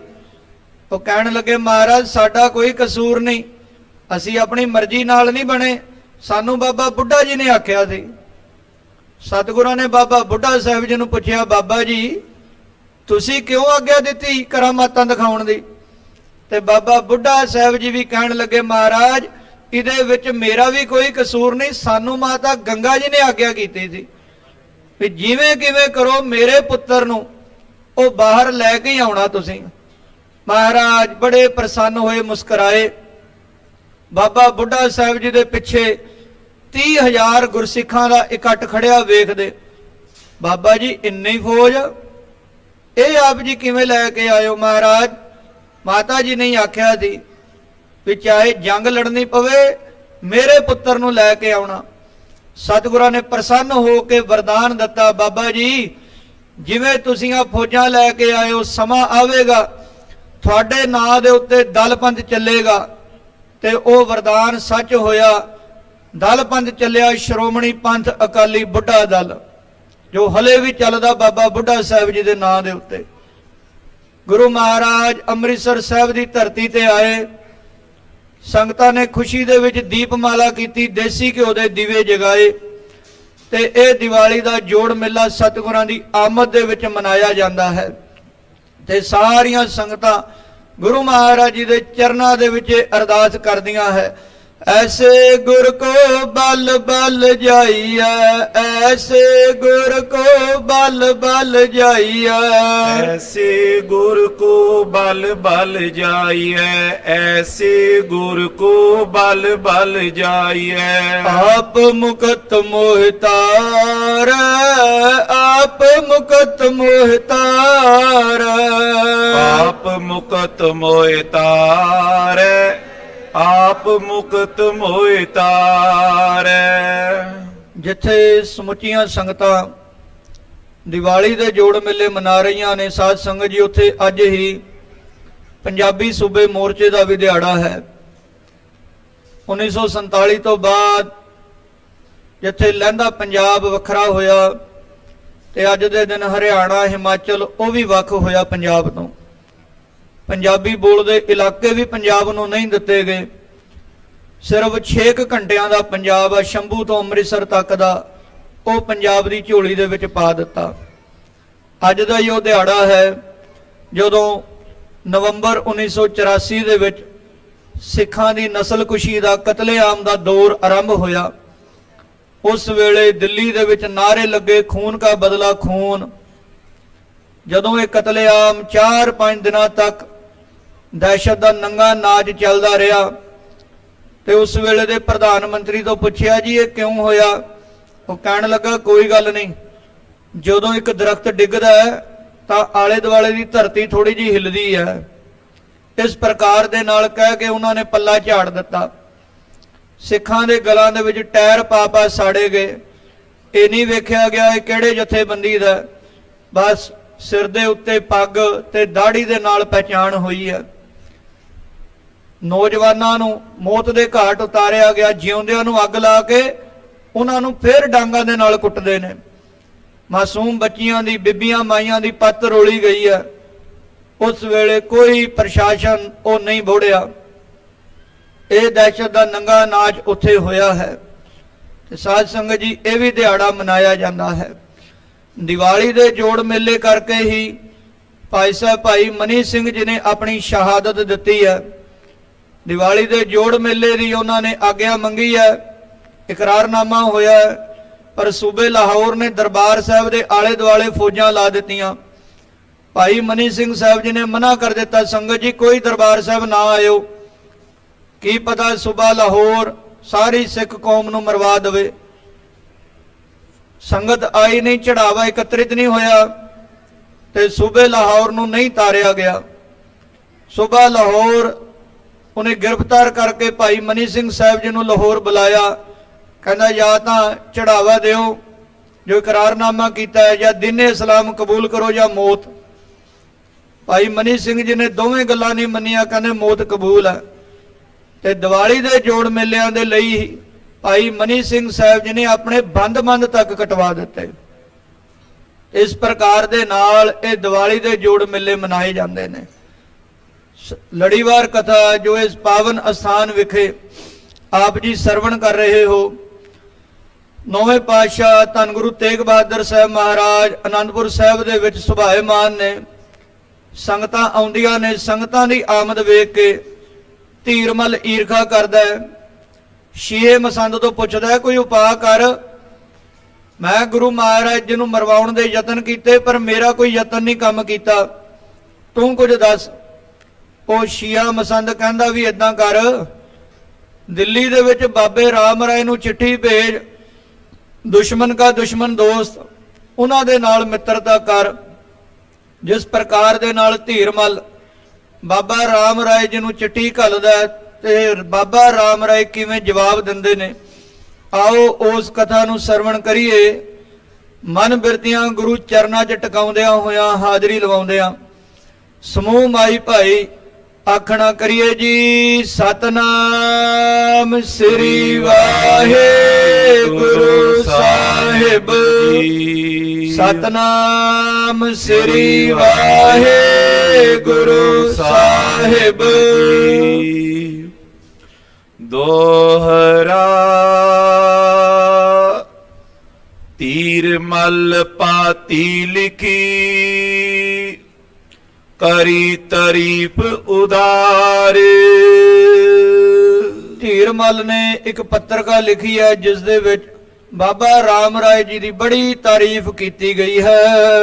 ਸਭ ਉਪਮਾ ਕੇ ਉਚਿਤ ਹੋ, ਸੁਨ ਸੁਤ ਬਰ ਖੁਰਦਾਰ। ਇਹ ਬੇਟਾ ਤੁਸੀਂ ਬੜੇ ਲਾਇਕ ਹੋ ਤੇ ਸਾਰੀ ਉਪਮਾ ਦੇ ਤੁਸੀਂ ਲਾਇਕ ਹੋ, ਤੁਸੀਂ ਬਰਖੁਰਦਾਰ ਬੜੇ ਹੁਸ਼ਿਆਰ ਸੁਪੁੱਤਰ ਹੋ। ਚੌਪਈ ਮੋਹਿ ਅਨੁਜ ਸ਼੍ਰੀ ਗੁਰ ਹਰਿ ਰਾਏ। ਧੰਨ ਗੁਰੂ ਹਰਿਰਾਏ ਪਾਤਸ਼ਾਹ ਮਹਾਰਾਜ ਉਹ ਮੇਰੇ ਛੋਟੇ ਭਰਾ ਲੱਗਦੇ ਹਨ।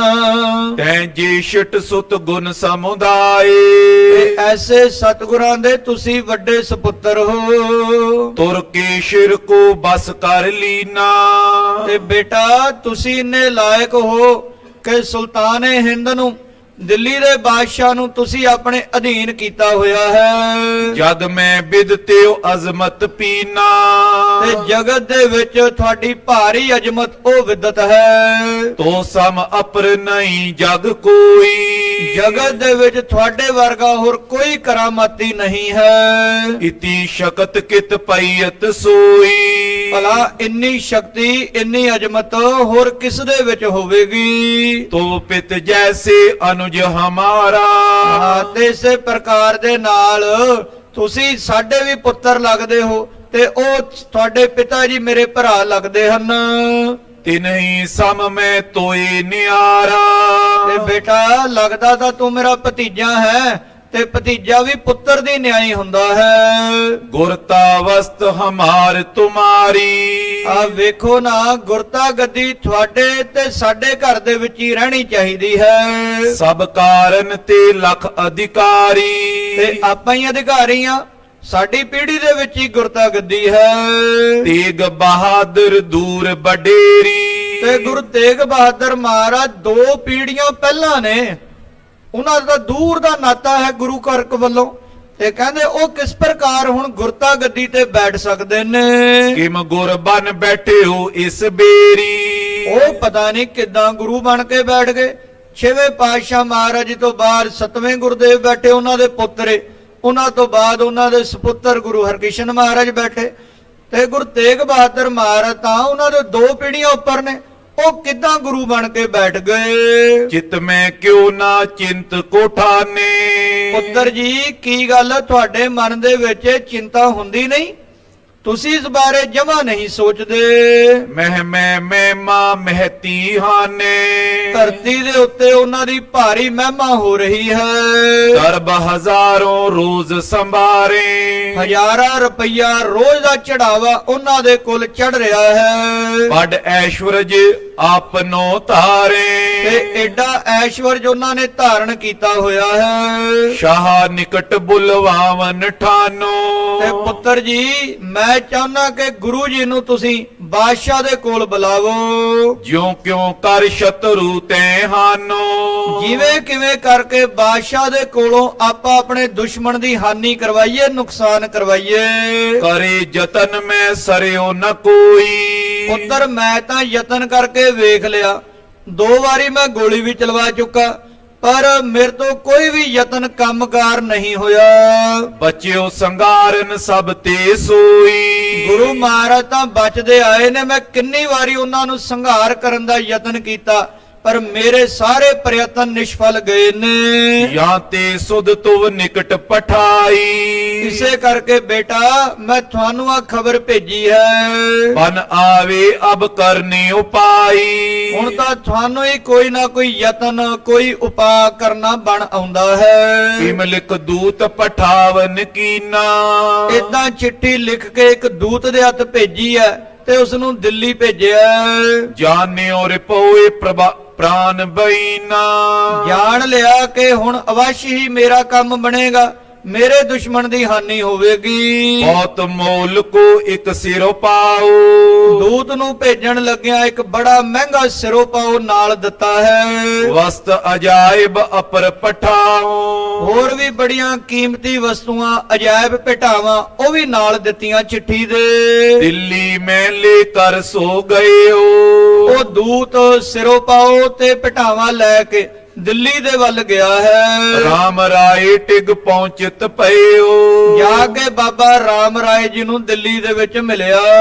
ਬੰਦਨ ਠਾਨ ਦੀਨ ਪੁਨ ਪਾਤੀ ਆ ਮੱਥਾ ਟੇਕਿਆ ਬਾਬੇ ਰਾਮ ਰਾਏ ਨੂੰ ਤੇ ਪੱਤਰਕਾ ਉਹ ਚਿੱਠੀ ਅੱਗੇ ਰੱਖੀ ਹੈ। ਅਪਰ ਸੁਨਾਏ ਕੁਸ਼ਲ ਬਹੁ ਪਾਂਤੀ ਤੇ ਸੁਖ ਸਾਂਦ ਆਪਣੀ ਦੱਸੀ ਹੈ ਕਿ ਧੀਰਮਲ ਜੀ ਵੀ ਠੀਕ ਨੇ, ਕਰਤਾਰਪੁਰ ਸਾਰਾ ਕੁਝ ਰਾਜੀ ਸੁਖੀ ਹੈ। ਰਾਮ ਰਾਏ ਤਬ ਖੋਲਨ ਕੀਨ ਬਾਬਾ ਰਾਮ ਰਾਏ ਨੇ ਉਸ ਵੇਲੇ ਉਹ ਪੱਤਰਕਾ, ਉਹ ਚਿੱਠੀ ਜਦੋਂ ਖੋਲ ਕੇ ਵੇਖੀ ਹੈ, ਪਠ ਕਰ ਸਭ ਮਤਲਬ ਕੋ ਚੀਨ ਜੋ ਕੁਝ ਵੀ ਉਹ ਚਿੱਠੀ ਦੇ ਵਿੱਚ ਮਨਸ਼ਾ ਸੀ ਬਾਬਾ ਰਾਮ ਰਾਏ ਸਭ ਕੁਝ ਜਾਣ ਗਿਆ। ਧੀਰ ਮਲ ਪਾ ਮੋਹਿ ਅਧੀਨ ਵੀ ਧੀਰ ਮੱਲ ਬੜੀ ਕਗਿਆ ਕੇ ਬੇਨਤੀ ਕਰਦਾ ਹੈ, ਉਹ ਮੇਰੇ ਅਧੀਨ ਹੈ। ਜਾਂ ਤੇ ਕੁਛ ਕ ਹਰਖ ਮੈਂ ਲੀਨ ਤੇ ਇਹ ਚਿੱਠੀ ਪੜ੍ਹ ਕੇ ਨਾ ਬਾਬਾ ਰਾਮ ਰਾਏ ਖੁਸ਼ ਵੀ ਹੋਇਆ। ਪੁਨ ਚਿੰਤਾ ਚਿਤ ਬਿਖੇ ਉਪਾਈ ਨਾਲ ਦੀ ਨਾਲ ਹੀ ਮਨ ਦੇ ਵਿੱਚ ਚਿੰਤਾ ਵੀ ਲੱਗ ਗਈ ਵੀ ਜਿਹੜੀ ਗੱਲ ਲਿਖੀ ਹੈ ਚਿੱਠੀ ਦੇ ਵਿੱਚ ਉਹ ਵਿਸ਼ਾ ਵਾਕਈ ਚਿੰਤਾਯੋਗ ਹੈ। ਗਈ ਅਪਰ ਥਲ ਮੈਂ ਵਡਿਆਈ ਵੀ ਜਿਹੜੀ ਵਡਿਆਈ ਹੈ ਨਾ ਗੁਰਤਾ ਗੱਦੀ ਦੀ, ਉਹ ਹੋਰ ਥਾਂ ਦੇ ਉੱਤੇ ਪਹੁੰਚ ਚੁੱਕੀ ਸਾਡੇ ਸ਼ਰੀਕੇ ਵਿੱਚ। ਪ੍ਰਥਮ ਪਇਓ ਉਤਪਾਤ ਵਿਸਾਲਾ ਪਹਿਲਾਂ ਵੀ ਇਸੇ ਗੁਰਤਾ ਗੱਦੀ ਵਾਸਤੇ ਬੜੇ ਉਤਪਾਤ, ਬੜੇ ਝਗੜੇ ਹੋਏ ਸੀ। ਕਹੂੰ ਦਿਸ਼ਨ ਜੇ ਸਰਾਪ ਕਰਾਲਾ ਦੋਵਾਂ ਪਾਸਿਆਂ ਤੋਂ ਸ਼ਰਾਪ ਦਿੱਤੇ ਗਏ ਸੀ। ਬਾਬੇ ਰਾਮ ਰਾਏ ਨੇ ਵੀ ਸ਼ਰਾਪ ਦਿੱਤਾ ਸੀ ਤੇ ਉਧਰੋਂ 8ਵੇਂ ਪਾਤਸ਼ਾਹ ਗੁਰਦੇਵ ਮਹਾਰਾਜ ਉਹਨਾਂ ਨੇ ਵੀ ਸਹਿਜ ਸੁਭਾਏ ਬਚਨ ਕੀਤਾ ਸੀ। ਸਭ ਸੰਗਤ ਮੈਂ ਮੋਰ ਖੁਟਾਈ ਤੇ ਕਹਿੰਦੇ ਉਦੋਂ ਤੋਂ ਸਾਰੀ ਸੰਗਤ ਦੇ ਵਿੱਚ ਮੇਰੀ ਖੁਟਿਆਈ ਜ਼ਾਹਰ ਹੋ ਗਈ ਜੀ। ਬਾਬੇ ਰਾਮ ਰਾਏ ਨੇ ਉਹਨੇ ਸ਼ਰਾਪ ਦਿੱਤਾ, 8ਵੇਂ ਪਾਤਸ਼ਾਹ ਮਹਾਰਾਜ ਨੇ ਵੀ ਸੀਤਲਾ ਨਿਕਲੇਗੀ, ਸਰੀਰ ਦੇ ਉੱਤੇ ਰੋਗ ਆਵੇਗਾ। ਤੇ 8ਵੇਂ ਪਾਤਸ਼ਾਹ ਮਹਾਰਾਜ ਨੇ ਵੇਖਿਆ ਜੇ ਅਸੀਂ ਕੁਝ ਨਾ ਬੋਲੇ ਤੇ ਸੰਗਤ ਨੇ ਫਿਰ ਬੁਰਾ ਮਨਾਉਣਾ। 8ਵੇਂ ਪਾਤਸ਼ਾਹ ਮਹਾਰਾਜ ਨੇ ਸਹਿਜ ਸੁਭਾਏ ਬਚਨ ਕੀਤਾ, ਕੋਈ ਸ਼ਰਾਪ ਨਹੀਂ ਸੀ ਦਿੱਤਾ, ਜੋ ਹੋਣੀ ਵਰਤਣੀ ਸੀ ਉਹ ਕਹੀ ਮਹਾਰਾਜ ਨੇ ਕਿ ਬਾਬਾ ਰਾਮ ਰਾਏ ਤੇਰੇ ਮਨ ਨੂੰ ਕਦੀ ਸ਼ਾਂਤੀ ਨਹੀਂ ਆਵੇਗੀ, ਤੇਰਾ ਹਿਰਦਾ ਸੜਦਾ ਬਲਦਾ ਰਹੇਗਾ।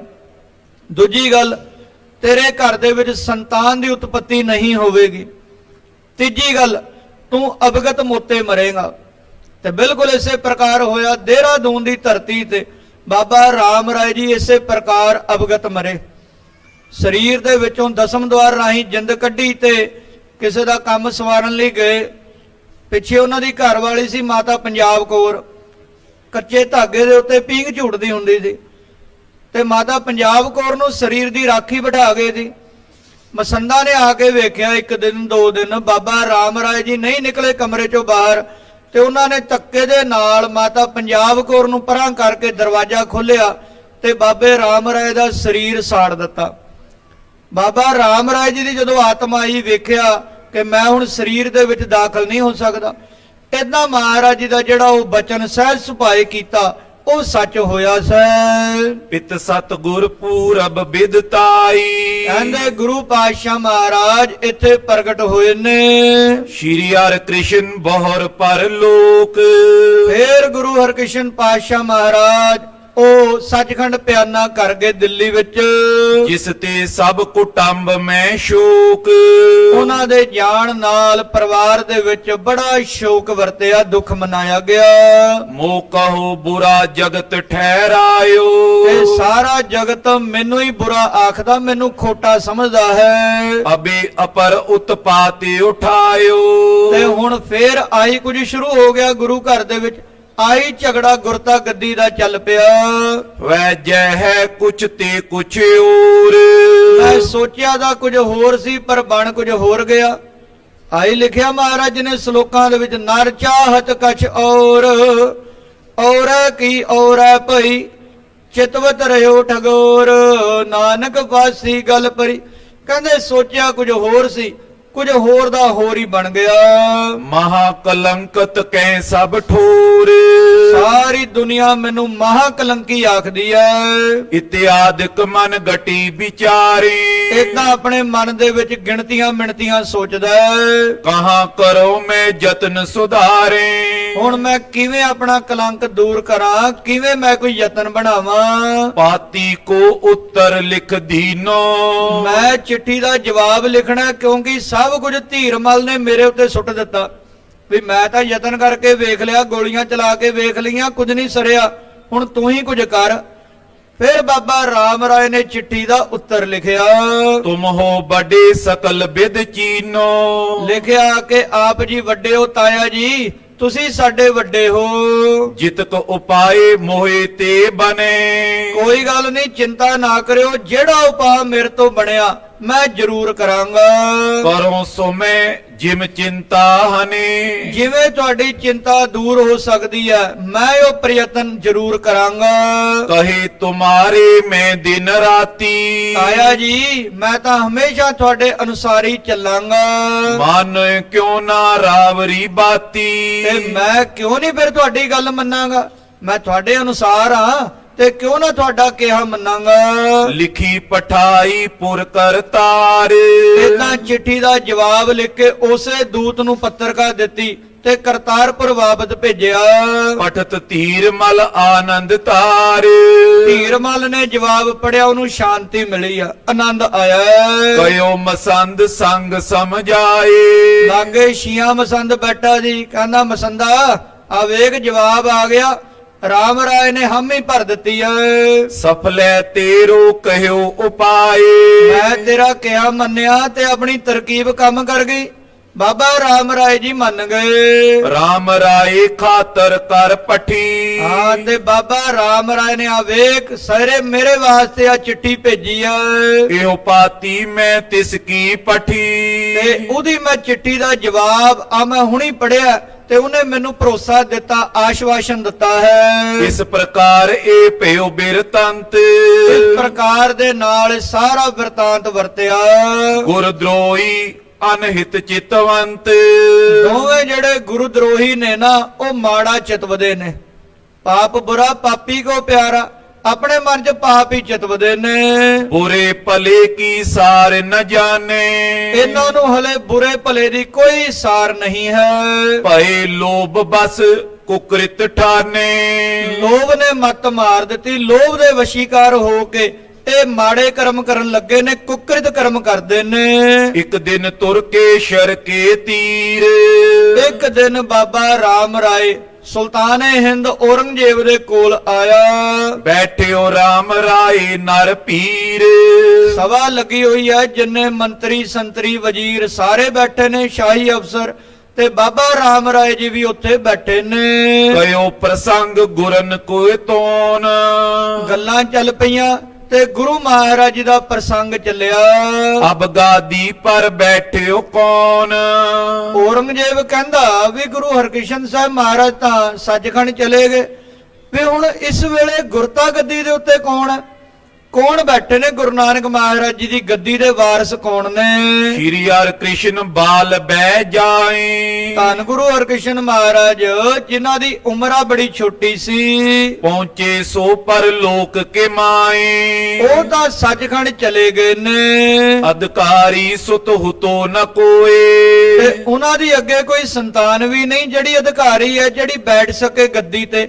ਉਹਨਾਂ ਨੇ ਸ਼ਾਦੀ ਨਹੀਂ ਕੀਤੀ, ਉਹਨਾਂ ਦੀ ਕੋਈ ਸੰਤਾਨ ਨਹੀਂ ਹੈ। ਗਾਦੀ ਪਰ ਬੈਠਤ ਹੈ ਜੋਏ, ਜਿਹੜਾ ਗੁਰਤਾ ਗੱਦੀ ਦੇ ਉੱਤੇ ਉਹਨਾਂ ਤੋਂ ਬਾਅਦ ਬੈਠ ਸਕੇ। ਰਾਮ ਰਾਏ ਸਭ ਬਾਤ ਸੁਨਾਈ, ਬਾਬੇ ਰਾਮ ਰਾਏ ਨੂੰ ਮੌਕਾ ਮਿਲ ਗਿਆ ਵੀ ਔਰੰਗਜ਼ੇਬ ਨੇ ਵਧੀਆ ਕੀਤਾ, ਆਪ ਹੀ ਗੱਲ ਛੇੜ ਲਈ। ਉਹਨੂੰ ਮੌਕਾ ਮਿਲਿਆ ਤੇ ਬੋਲਿਆ। ਸ਼੍ਰੀ ਹਰਿ ਕ੍ਰਿਸ਼ਨ ਕਹੀ ਗੁਰਿਆਈ, ਉਹ ਕਹਿਣ ਲੱਗਾ ਜੀ ਧੰਨ ਗੁਰੂ ਹਰਕ੍ਰਿਸ਼ਨ ਮਹਾਰਾਜ ਜੀ ਨੇ ਇੱਥੇ ਦਿੱਲੀ ਦੇ ਵਿੱਚ ਬਚਨ ਕੀਤਾ ਸੀ ਗੁਰਤਾ ਗੱਦੀ ਵਾਸਤੇ। ਹੁਤੋ ਹਮਾਰੀ ਕੁਲ ਮੈਂ ਏਕ, ਤੇ ਸਾਡੀ ਕੁੱਲ ਦੇ ਵਿੱਚ ਹੀ ਗੁਰਤਾ ਗੱਦੀ ਹੈ। ਮਹਾਰਾਜ ਨੇ ਆਖਿਆ ਸੀ ਬਾਬਾ ਬਸੇ ਗ੍ਰਾਮ ਬਕਾਲੇ, ਬਨ ਗੁਰ ਸੰਗਤ ਸਕਲ ਸੰਭਾਲੇ। ਉਹਨਾਂ ਨੇ ਆ ਬਚਨ ਕੀਤਾ ਸੀ। ਜਿਸ ਕੈ ਨੇ ਵਿਵਹਾਰ ਵਿਵੇਕ, ਤੇ ਸਾਡੀ ਕੁੱਲ ਦੇ ਵਿੱਚੋਂ ਹੀ ਧੰਨ ਗੁਰੂ ਤੇਗ ਬਹਾਦਰ ਮਹਾਰਾਜ ਜੀ ਮਹਾਂਪੁਰਖ ਹੋਏ ਨੇ, ਪਰ ਉਹਨਾਂ ਨੂੰ ਤਾਂ ਕੋਈ ਜਗਤ ਦਾ ਵਿਵਹਾਰ ਨਹੀਂ ਆਉਂਦਾ। ਸੋ ਗਾਦੀ ਪਰ ਹੋਏ ਬਿਦਤਾਇਓ, ਇਸ ਵੇਲੇ ਉਹ ਗੁਰਤਾ ਗੱਦੀ ਦੇ ਉੱਤੇ ਬਰਾਜੇ ਨੇ। ਸੁਨਿਓ ਸੋ ਮੈਂ ਨਿਜ ਨਗਰ ਬਸਾਇਓ, ਤੇ ਬਾਦਸ਼ਾਹ ਮੈਂ ਇਹ ਵੀ ਸੁਣਿਆ ਕਿ ਉਹਨਾਂ ਨੇ ਇੱਕ ਨਗਰ ਵਸਾਇਆ ਨਵਾਂ। ਅਜ਼ਮਤ ਸਹਿਤ ਲੋਕ ਤਿਸ ਤੇ ਕਏ, ਲੋਕੀ ਕਹਿੰਦੇ ਵੀ ਉਹਨਾਂ ਵਿੱਚ ਬੜੀਆਂ ਕਰਾਮਾਤਾਂ ਨੇ, ਉਹਨਾਂ ਦੇ ਵਿੱਚ ਬੜੀਆਂ ਸ਼ਕਤੀਆਂ ਹਨ। ਅਰਪੈ ਦਰਬ ਕਾਮ ਨਾ ਤੇ ਲਏ, ਉਹਨਾਂ ਨੂੰ ਦੁਨੀਆ ਮਾਇਆ ਭੇਟਾ ਕਰਦੀ ਹੈ, ਆਪਣੀ ਅਰਦਾਸਾਂ ਪੂਰੀਆਂ ਕਰਾਉਂਦੇ ਨੇ। ਪ੍ਰਗਟਿਓ ਗੁਰੂ ਤਬੇ ਲਖ ਲੇ, ਪਰ ਮੈਂ ਨਹੀਂ ਮੰਨਦਾ, ਮੈਂ ਨਹੀਂ ਇਸ ਗੱਲ ਨੂੰ ਮੰਨਦਾ। ਮੈਂ ਤਾਂ ਉਦੋਂ ਮੰਨਾਂਗਾ, ਉਦੋਂ ਜਾਣਾਂਗਾ ਕਿ ਗੁਰੂ ਜੀ ਪ੍ਰਗਟ ਨੇ। ਇਗਰਾਵਰ ਕੇ ਅਜ਼ਮਤ ਦੇ, ਉਦੋਂ ਮੰਨਾਂਗਾ ਜਦੋਂ ਬਾਦਸ਼ਾਹ ਤੇਰੇ ਕੋਲ ਆ ਕੇ ਕੋਈ ਕਰਾਮਾਤ ਦਿਖਾਉਣਗੇ, ਉਦੋਂ ਮੈਂ ਮੰਨਾਂਗਾ ਕਿ ਵਾਕਈ ਇਹੀ ਗੁਰੂ ਜੀ ਹਨ।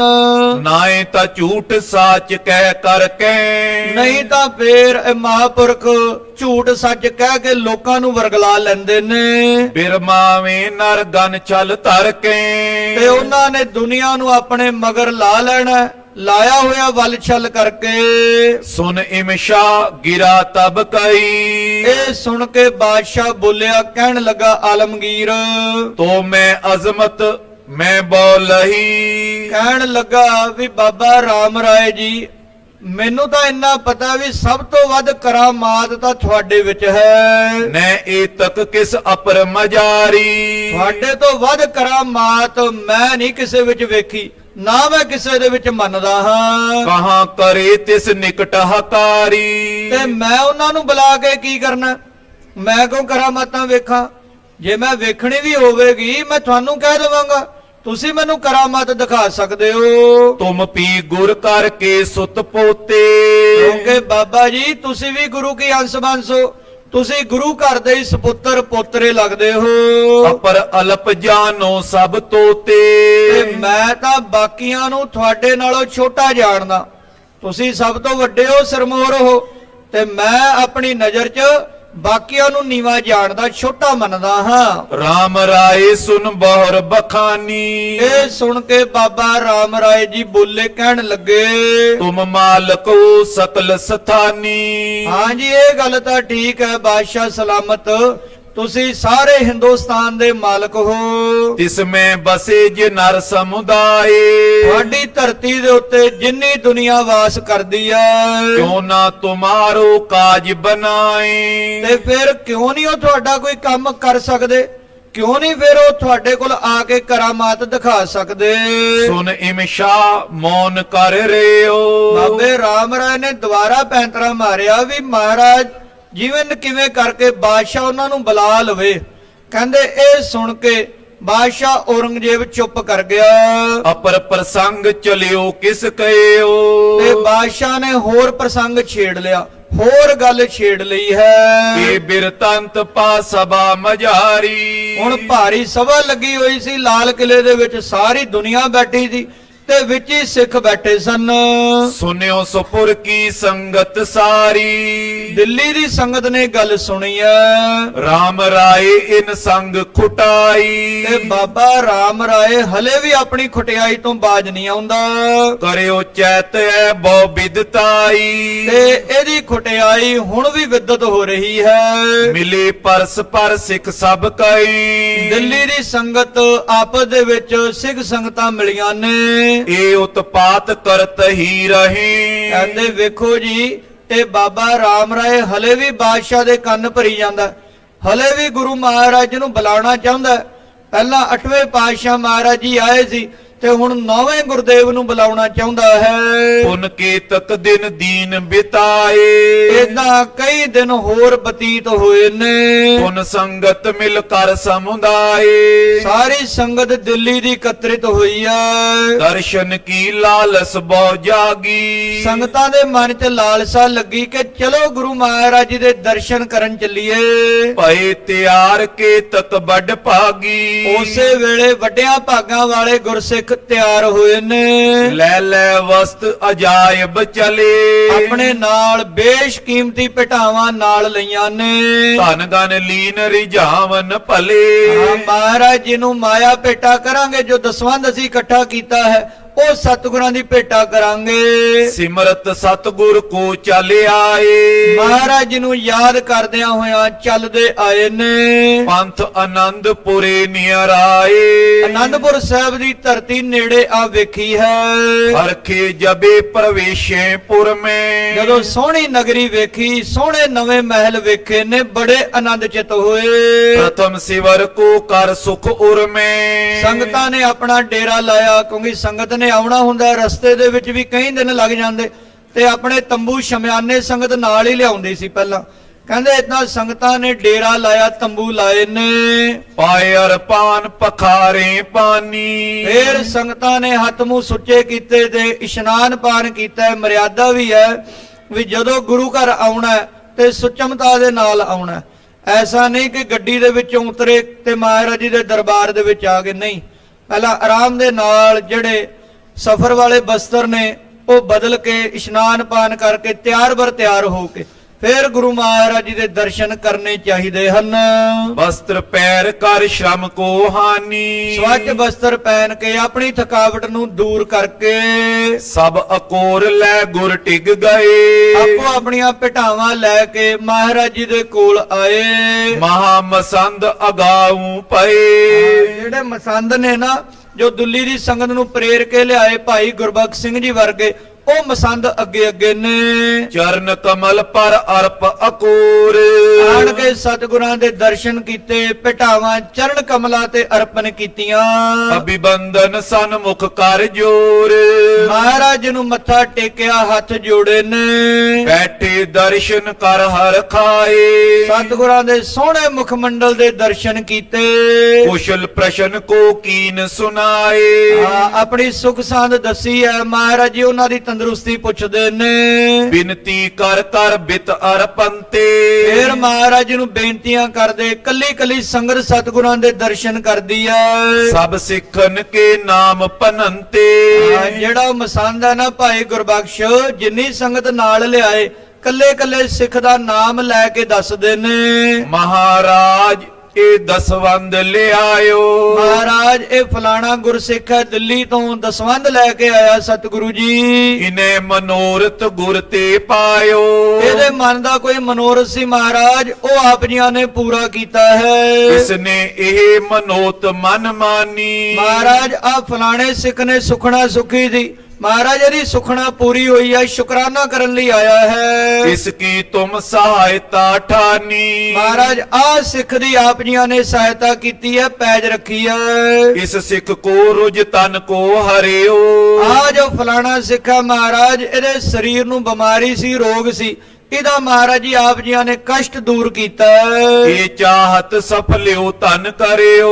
ਤੇ ਆਪਣੀ ਮਾਇਆ ਸਫਲ ਕਰਨ ਵਾਸਤੇ ਮਹਾਰਾਜ ਤੁਹਾਡੇ ਕੋਲ ਦਸਵੰਧ ਲੈ ਕੇ ਆਏ ਨੇ। ਇਤਿਆਦਿਕ ਅਰਦਾਸ ਪ੍ਰਕਾਸ਼। ਇਦਾਂ ਸਾਰੀਆਂ ਸੰਗਤਾਂ ਆਪੋ ਆਪਣੀ ਅਰਦਾਸ ਕਰਦੀਆਂ ਨੇ। ਧਰੇ ਅਕੋਰ ਚਰਨ ਕੇ ਪਾਸ। ਸਤਿਗੁਰਾਂ ਦੇ ਚਰਨਾਂ ਦੇ ਕੋਲ ਹੀ ਜਿੰਨੀਆਂ ਭਟਾਵਾਂ ਪਦਾਰਥ ਵਸਤੂਆਂ ਅਰਪਣ ਕਰਦੀਆਂ। ਸੁਮਤਵੰਤ ਗੁਰ ਬਖਸ਼ ਮਸੰਦ। ਮਹਾਰਾਜ ਜੀ ਦਾ ਇੱਕ ਮਸੰਦ ਸੀ ਦਿੱਲੀ ਦੇ ਇਲਾਕੇ ਦਾ, ਭਾਈ ਗੁਰਬਖਸ਼, ਬੜਾ ਸਮਤਵਾਨ, ਬੜਾ ਸਿਆਣਾ। ਜਿਸ ਕੇ ਸਿੱਖ ਅਨੁਸਾਰ ਬਿਲੰਦ। ਤੇ ਜਿੰਨੀ ਦਿੱਲੀ ਦੀ ਸਿੱਖ ਸੰਗਤ ਸੀ ਇਹ ਭਾਈ ਗੁਰਬਖਸ਼ ਮਸੰਦ ਦੇ ਅਨੁਸਾਰੀ ਸੀ। ਪੁਨ ਕਰ ਜੋਰ ਪ੍ਰਸੰਗ ਉਚਾਰੀ। ਉਹ ਹੱਥ ਜੋੜ ਕੇ ਬੋਲਿਆ, ਸਤਿਗੁਰਾਂ ਨੂੰ ਕਹਿਣ ਲੱਗਾ, ਸ਼੍ਰੀ ਹਰਿ ਕ੍ਰਿਸ਼ਨ ਬੈਕੁੰਠ ਸਿਧਾਰੇ। ਮਹਾਰਾਜ 8ਵੇਂ ਪਾਤਸ਼ਾਹ ਧੰਨ ਗੁਰੂ ਹਰਕ੍ਰਿਸ਼ਨ ਸਾਹਿਬ ਜੀ ਮਹਾਰਾਜ ਉਹ ਸੱਚਖੰਡ ਪਿਆਨਾ ਕਰ ਗਏ ਸਨ। ਅੰਤ ਸਮੇਂ ਮੁਝ ਸੰਗ ਬਖਾਨਾ। ਮਹਾਰਾਜ ਜੀ ਮੈਂ ਉਸ ਵੇਲੇ ਕੋਲ ਖੜਿਆ ਸੀ ਤੇ ਮੈਨੂੰ ਗੁਰੂ ਮਹਾਰਾਜ ਜੀ ਨੇ ਬਚਨ ਕੀਤਾ ਸੀ, ਬਾਬਾ ਬਸੇ ਬਕਾਲੇ ਥਾਨਾ। ਅਸੀਂ ਦਿੱਲੀ ਦੀ ਸੰਗਤ ਨੇ ਜਦੋਂ ਪੁੱਛਿਆ, ਸਤਿਗੁਰੂ ਜੀ ਅਗਲੇ ਗੁਰੂ ਕੌਣ ਹੋਣਗੇ, ਸਾਨੂੰ ਕਿਸ ਦੇ ਲੜ ਲਾ ਚੱਲੇ ਹੋ? ਉਸ ਵੇਲੇ ਮਹਾਰਾਜ ਜੀ ਨੇ ਬਚਨ ਕੀਤਾ 5 ਪੈਸੇ ਨਾਰੀਅਲ ਲੈ ਕੇ ਕਿ ਬਾਬਾ ਬਸੇ ਗ੍ਰਾਮ ਬਕਾਲੇ ਬਨ ਗੁਰ ਸੰਗਤ ਸਕਲ ਸੰਭਾਲੇ। ਏਦਾਂ ਬਚਨ ਕੀਤਾ ਸੀ। ਸੋ ਸਰੂਪ ਤੁਮ ਦੇਖੇ ਆਏ। ਕੋਈ ਸਰੂਪ ਮਹਾਰਾਜ ਅਸੀਂ ਤੁਹਾਡਾ ਵੇਖ ਰਹੇ ਹਾਂ। ਦਾਸਨ ਲੋਕ ਪਰਲੋਕ ਸਹਾਏ। ਤੁਸੀਂ ਮਹਾਰਾਜ ਆਪਣੇ ਦਾਸਾਂ ਦੇ ਲੋਕ ਪਰਲੋਕ ਦੇ ਵਿੱਚ ਸਹਾਈ ਹੋ। ਸ਼੍ਰੀ ਗੁਰ ਮੁਸਕਾਏ ਮੁਖ ਕਹਿਓ। ਧੰਨ ਗੁਰੂ ਤੇਗ ਬਹਾਦਰ ਮਹਾਰਾਜ ਮੁਸਕਰਾਏ ਨੇ ਤੇ ਆਪਣੇ ਸ੍ਰੀ ਕੰਠ ਤੋਂ ਕਹਿਣ ਲੱਗੇ ਨੇ, ਰਾਮ ਰਾਏ ਕੈਸੇ ਕਹਿ ਲਇਓ। ਕਹਿੰਦੇ ਵੀ ਬਾਬਾ ਰਾਮ ਰਾਏ ਸੁਣਿਆ ਉਹ ਵੀ ਤਾਂ ਉੱਥੇ ਹੀ ਹੈ, ਉਹ ਵੀ ਦਿੱਲੀ ਦੇ ਵਿੱਚ ਹੈ। ਸ਼ਾਹ ਨਿਕਟ ਕਿਮ ਪਹੁੰਚੇ ਜਾਏ। ਤੇ ਉਹ ਕਿਸ ਪ੍ਰਕਾਰ ਬਾਦਸ਼ਾਹ ਦੇ ਕੋਲ ਬੈਠਿਆ ਤੇ ਗੁਰੂ ਪਾਤਸ਼ਾਹ ਮਹਾਰਾਜ ਜੀ ਕਿੱਦਾਂ ਪਹੁੰਚੇ ਸਨ। ਕਿਮ ਤਿਨ ਸਰਾਪ ਦੀਨ ਰਿਸ ਪਾਏ। ਤੇ ਬਾਬੇ ਰਾਮ ਰਾਏ ਨੇ ਕਿਵੇਂ ਸ਼ਰਾਪ ਦਿੱਤਾ ਸੀ ਸਤਿਗੁਰਾਂ ਨੂੰ। ਕੀਰਤਪੁਰ ਤੇ ਪ੍ਰਥਮ ਹਕਾਰੇ। ਕੀਰਤਪੁਰ ਸਾਹਿਬ ਤੋਂ ਕਿਸ ਪ੍ਰਕਾਰ ਬਾਬੇ ਰਾਮ ਰਾਏ ਨੇ ਗੁਰੂ ਜੀ ਨੂੰ ਬੁਲਾਇਆ, ਸੱਦਿਆ ਸੀ। ਤੁਰਕੇਸ਼ਰ ਕੋ ਸੀਖ ਸਿਖਾਰੇ। ਤੇ ਕਿਵੇਂ ਤੁਰਕੇਸ਼ਰ ਨੂੰ, ਉਸ ਆਲਮਗੀਰ ਔਰੰਗਜ਼ੇਬ ਦੇ ਪੱਟੀ ਪੜਾਈ ਉਹਦੇ ਕੰਨ ਭਰੇ ਸਨ। ਜਬ ਪਹੁੰਚੇ ਤਬ ਕਿਉਂ ਦੁੱਖ ਪਾਇਓ। ਤੇ ਜਦੋਂ ਗੁਰੂ ਮਹਾਰਾਜ ਉੱਥੇ ਪਹੁੰਚੇ ਸਤਿਗੁਰੂ ਮਹਾਰਾਜ ਜੀ ਨੇ ਸਰੀਰ ਤੇ ਉੱਤੇ ਕਸ਼ਟ ਕਿਵੇਂ ਸਹਾਰਿਆ। ਕਹਾਂ ਬਿਗਾਰ ਕੀਨਪੁਰ ਜਾਇਓ। ਤੇ ਕਿਉਂ ਇੰਨਾ ਵਿਗਾੜ ਬਾਬੇ ਰਾਮ ਰਾਏ ਨੇ ਕੀਤਾ ਸੀ। ਜਿਸ ਤੇ ਸ਼੍ਰੀ ਹਰਿ ਕ੍ਰਿਸ਼ਨ ਕੇ ਸੰਗ। ਧੰਨ ਗੁਰੂ ਹਰਕ੍ਰਿਸ਼ਨ ਸਾਹਿਬ ਮਹਾਰਾਜ ਜੀ ਉਹਨਾਂ ਦੇ ਸਰੀਰ ਦੇ ਉੱਤੇ ਵੇਖੋ ਕਿੰਨਾ ਕਸ਼ਟ ਆਇਆ। ਬਾਬੇ ਰਾਮ ਰਾਏ ਨੇ ਇਸ ਪ੍ਰਕਾਰ ਕਿਉਂ ਸ਼ਰਾਪ ਦਿੱਤੇ। ਰਚਿਓ ਵਿਰੋਧ ਸੋ ਸਰਾਪ ਨਿਸੰਗ। ਪਤਾ ਨਹੀਂ ਕਿਉਂ ਮਹਾਰਾਜ ਜੀ ਦੇ ਨਾਲ ਇੰਨਾ ਪਰਸਪਰ ਵਿਰੋਧ ਵਧਾਇਆ ਸੀ। ਸੁਨ ਗੁਰ ਬਖਸ਼ ਬਿਰਤਾਂਤ ਸੁਨਾਇਓ। ਇਹ ਸੁਣ ਕੇ ਭਾਈ ਗੁਰਬਖਸ਼ ਜੀ ਉਹ ਸਾਰਾ ਬਿਰਤਾਂਤ ਸੁਣਾਉਣ ਲੱਗੇ ਨੇ। ਗੁਰਤਾ ਗੁਰ ਕੀ ਪਿਖ ਤਪਤਾਇਓ। ਮਹਾਰਾਜ ਜੀ ਗੱਲ ਕੋਈ ਨਹੀਂ, ਇੱਕੋ ਇੱਕ ਗੱਲ ਹੈ ਕਿ ਬਾਬੇ ਰਾਮ ਰਾਏ ਤੋਂ ਗੁਰਤਾ ਗੱਦੀ ਜਰੀ ਨਹੀਂ ਜਾਂਦੀ। ਬਾਬਾ ਰਾਮ ਰਾਏ ਉਹ ਗੁਰਤਾ ਗੱਦੀ ਵੇਖ ਕੇ ਸੜਦਾ ਬਲਦਾ ਹੈ ਮਹਾਰਾਜ, ਬਸ ਆਹੀ ਇੱਕ ਕਾਰਨ ਹੈ। ਭਾਈ ਗੁਰਬਖਸ਼ ਜੀ ਜਿਸ ਪ੍ਰਕਾਰ ਦੇ ਨਾਲ ਗੁਰੂ ਪਾਤਸ਼ਾਹ ਮਹਾਰਾਜ ਨੂੰ ਦੱਸ ਰਹੇ ਨੇ ਤੇ ਧੀਰਮਲ ਕਿਵੇਂ ਈਰਖਾ ਕਰਦਾ ਤੇ ਮਹਾਰਾਜ ਹੁਣ ਤੀਰਥਾਂ ਦੀ ਯਾਤਰਾ ਤੇ ਪੂਰਬ ਰਟਨ ਨੂੰ ਕਿੱਦਾਂ ਜਾਂਦੇ ਨੇ, ਉਹ ਕਥਾ ਕੱਲ ਦੇ ਪ੍ਰਸੰਗਾਂ ਦੇ ਵਿੱਚ ਸਰਵਣ ਕਰਾਂਗੇ। ਸਾਰੀ ਸੰਗਤ ਦੀਵਾਲੀ ਦੇ ਜੋੜ ਮੇਲਿਆਂ ਤੇ ਇਹ ਅਰਦਾਸ ਕਰਨੀ ਹੈ ਕਿ हे ਗੁਰੂ ਮਹਾਰਾਜ, ਜਿੱਥੇ ਆਪ ਜੀਆਂ ਨੇ ਉਹਨਾਂ 52 ਰਾਜਿਆਂ ਦੀ ਬੰਦ ਖਲਾਸੀ ਕੀਤੀ ਆ, ਉਹਨਾਂ ਦੀਆਂ ਬੇੜੀਆਂ ਕੱਟੀਆਂ ਮਹਾਰਾਜ, ਤੁਸੀਂ ਕਿਰਪਾ ਕਰੋ ਜਿਹੜੇ 2-2 3-3 ਦਹਾਕਿਆਂ ਤੋਂ ਜੇਲ੍ਹਾਂ ਦੇ ਵਿੱਚ ਬੰਦੀ ਸਿੰਘ ਕੈਦ ਨੇ ਮਹਾਰਾਜ, ਉਹ ਵੀ ਆਪਣੇ ਘਰੇ ਮੁੜ ਆਉਣ, ਉਹਨਾਂ ਦੀ ਵੀ ਬੰਦ ਖਲਾਸੀ ਹੋਵੇ ਮਹਾਰਾਜ, ਕਿਉਂਕਿ ਆਪ ਜੀ ਦਾਤਾ ਬੰਦੀ ਛੋੜ ਹੋ। ਇਹ ਅਰਦਾਸ ਸਾਰੀ ਸੰਗਤ ਨੇ ਇਕੱਤਰਿਤ ਹੋ ਕੇ ਕਰਨੀ ਹੈ, ਕਿਉਂਕਿ ਬਿਰਥੀ ਕਦੇ ਨਾ ਹੋਵੇ ਜਨ ਕੀ ਅਰਦਾਸ। ਤੇ ਮਹਾਰਾਜ ਕਲਾ ਵਰਤਾਉਂਦੇ ਨੇ ਤੇ ਉਹ ਬੰਦੀ ਸਿੰਘ ਜ਼ਰੂਰ ਰਿਹਾ ਹੋ ਕੇ ਆਪਣੇ ਘਰੇ ਆਉਣ। ਸਾਰੀ ਸੰਗਤ ਨੇ ਇਸੇ ਪ੍ਰਕਾਰ ਬੇਨਤੀਆਂ ਕਰਨੀਆਂ। ਸਤਿਗੁਰ ਬੰਦੀ ਛੋੜ ਹੈ ਸਤਿਗੁਰ ਬੰਦੀ ਛੋੜ ਹੈ। ਸਤਿਗੁਰ ਬੰਦੀ ਛੋੜ ਹੈ, ਸਤਿਗੁਰ ਬੰਦੀ ਛੋੜ ਹੈ। ਜੀਵਨ ਮੁਕਤ ਕਰੈ ਓਡੀਣਾ, ਜੀਵਨ ਮੁਕਤ ਕਰੈ ਓਡੀਣਾ। ਜੀਵਨ ਮੁਕਤ ਕਰੇ ਓਡੀਣਾ, ਜੀਵਨ ਮੁਕਤ ਕਰੇ ਓਡੀਣਾ। ਵਾਹਿਗੁਰੂ ਵਾਹਿਗੁਰੂ, ਵਾਹਿਗੁਰੂ ਵਾਹਿਗੁਰੂ।